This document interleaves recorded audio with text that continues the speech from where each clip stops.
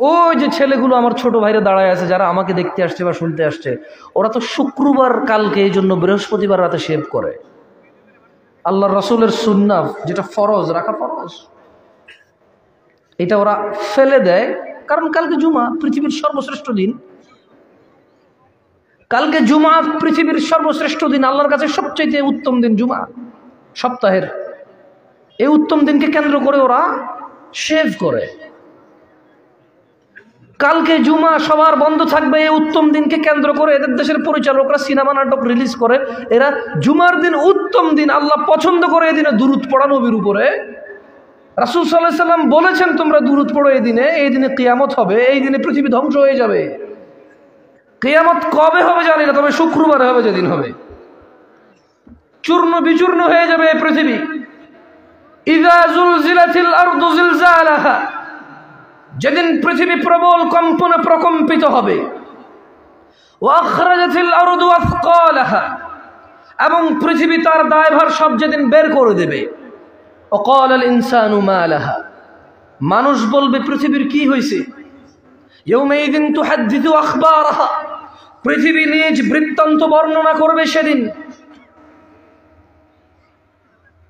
আল কারিআ, মহাপ্রলয়। মাল কারিআ, মহাপ্রলয় কি? ওয়ামা আদরাকা মাল কারিআ, ও মুহাম্মদ সাল্লাল্লাহু আলাইহি সাল্লাম আপনাকে কিসে জানাবে যে মহাপ্রলয়টা কি?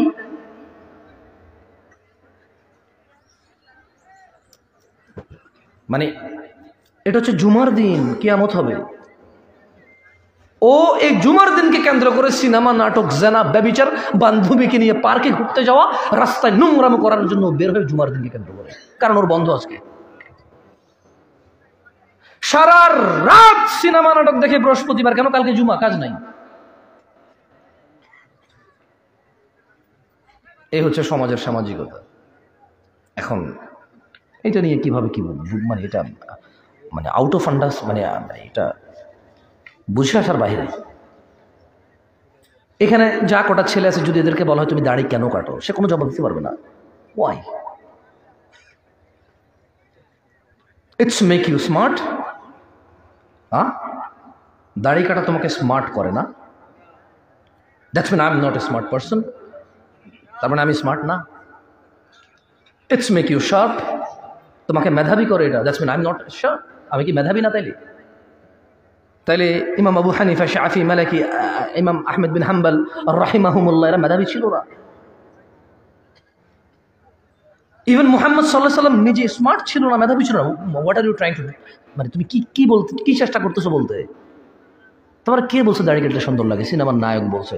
তোমার ধর্ম, তুমি মানুষ সিনেমার নায়ককে। তোমার চুল কাটো সিনেমার নায়কের মতো, প্যান্ট পরো সিনেমার নায়কের মতো, গেঞ্জি পরো সিনেমার নায়কের মতো, তুমি রাস্তায় হাঁটা চলা করো সিনেমার নায়কের মতো, মেয়েদের সাথে সম্পর্ক বিবাহ ছাড়া করো, কারণ সিনেমার নায়কে করে, এই জন্য করো।